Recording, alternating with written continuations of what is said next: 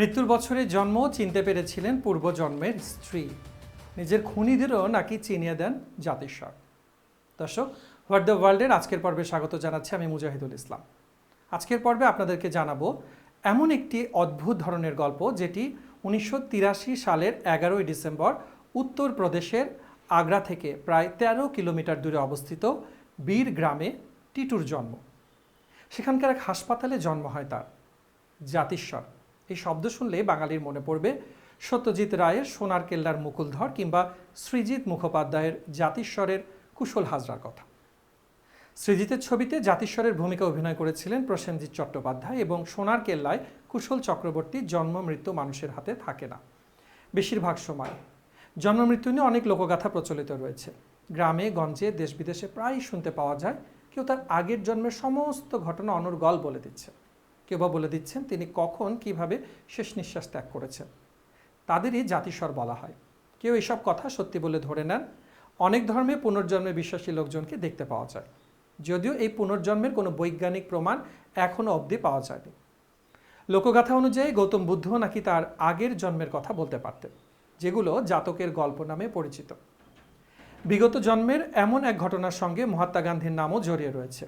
মহাত্মা গান্ধীকে শান্তা দেবী নামে এক মহিলা তার পুনর্জন্মের কথা বলেছিলেন। গান্ধী তা বিশ্বাস করেন এবং সেই বিষয়ে তদন্ত করার জন্য কমিশন গঠন করেন। তবে পূর্বজন্মে হওয়া খুনের কথা এবং খুনিদের চিহ্নিত করে ভারতে আলোড়ন তুলেছিলেন এক জাতিস্বর। তার নাম তরুণ সিংহ ওরফে টিটু সিংহ। 1983 সালের 11 ডিসেম্বর উত্তরপ্রদেশের আগ্রা থেকে প্রায় 13 কিলোমিটার দূরে অবস্থিত বীর গ্রামের এক হাসপাতালেই এই টিটুর জন্ম। তবে টিটুর বেড়ে ওঠা আর 5টা সাধারণ শিশুর মতো ছিল না। ছোট থেকেই মেজাজ তুঙ্গে থাকতো টিটুর। কারণে অকারণে জিনিসপত্র ছুঁড়ে ফেলত সে। নিজের সঙ্গে এক নাগাড়ে কথা বলে যেত। কারোর সঙ্গে বিশেষ মেলামেশা করতে পছন্দ করতো না সে। টিটুর বয়স যখন 5, 1988 সাল, তখন সে দাবি করতে শুরু করে যে তার বাবা মা আসলে তার বাবা মা নয়, সে পরিবারের কেউই নাকি তার আপন নয়। প্রথম টিটুর পরিবার সেই সব কথা খুব একটা আমল দেয়নি। পরিবারের টনক নড়ে যখন 5 বছর বয়সে টিটু বলতে শুরু করে যে তার নাম সুরেশ বর্মা, বাড়ি আগ্রায়। টিটু এও বলতে শুরু করে যে তার স্ত্রীর নাম উমা বর্মা, 2 সন্তানও রয়েছে তার। ছোট টিটুর দাবি ছিল সুরেশকে 1983 সালের 28 আগস্ট অর্থাৎ টিটুর জন্মের মাস 4 আগে খুন করা হয়। বাবা মহাবীর প্রসাদ ও মা শান্তিকে টিটু নাকি জানিয়েছিল 1983 সালের 28 আগস্টের রাতে সুরেশ গাড়ি চেপে বাড়ি ফিরছিলেন। বাড়ির সামনে পৌঁছানোর পরই তার মাথায় গুলি করে পালায় আততায়ীরা। ঘটনাস্থলে তার মৃত্যু হয়। টিটু নাকি বলতে থাকে, আমার পরিবারকে বলুন যাতে আমার সন্তান এবং স্ত্রীর যত্ন নেয়। আমি এখানে খাবার খাচ্ছি, কিন্তু ওরা কী অবস্থায় রয়েছে আমি জানি না। বারবার টিটুর সেই সব কথায় উদ্বিগ্ন হয়ে পড়ে মহাবীরের পরিবার। টিটুর কথা মতো আগ্রার সেই জায়গায় গিয়ে সুরেশ বর্মার খোঁজ খবর করতে গিয়ে হয়ে যান টিটুর দাদা অশোক সিংহ। দেখেন, টিটু যেমনটা বলছিল তেমনটা হুবহু মিলে যাচ্ছে। এমনকি সুরেশের বাড়ির বাইরে যে গাছটি ছিল তাও টিটুর বর্ণনার সঙ্গে নাকি মিলে যায়।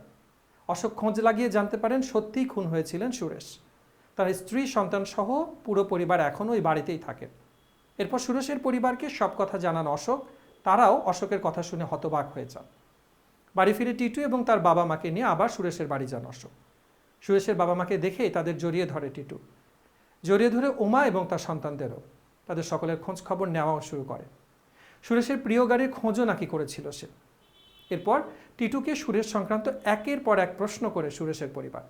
টিটু নাকি সেসব প্রশ্নের সঠিক উত্তরও দেয়। উমা এবং তার পরিবারের লোকেরা নাকি বিশ্বাস করে নিয়েছিলেন যে সুরেশই আবারও টিটু হয়ে জন্ম নিয়েছে। তবে উমা নাকি দুঃখ প্রকাশও করেছিলেন যে স্বামীকে আর আগের মতো করে ফিরে পাবেন না তিনি। আগ্রা গিয়ে টিটু নাকি সুরেশের খুনিদেরও চিনিয়ে দিয়েছিল, জানিয়েছিল সুরেশের ব্যবসার শত্রুরা তাকে খুন করেছে। এরপর আবার বীরগ্রামে ফিরে গিয়েছিল টিটু। এখন টিটু কোথায় আছেন, কি করেন তা সঠিকভাবে জানা যায় না। অনেকে বলেন তিনি একজন অধ্যাপক, বারাণসীতে থাকেন। আবার অনেকে বলেন তিনি মারা গিয়েছেন। অনেকের দাবি তিনি ব্যবসায়ী। যদি তিনি বেঁচে থাকেন তাহলে এখন তার বয়স হবে 40 থেকে 41। তবে ভারতীয়দের কাছে রহস্য হয়েই থেকে গিয়েছেন এই টিটু। দর্শক, কেমন লাগলো আজকের পর্ব কমেন্টে জানাতে ভুলবেন না। সেই সাথে দেশ বিদেশের অজানা সব তথ্যের খবর জানতে আমাদের চ্যানেলটি সাবস্ক্রাইব করুন এবং বেল আইকনটি চেপে দিন।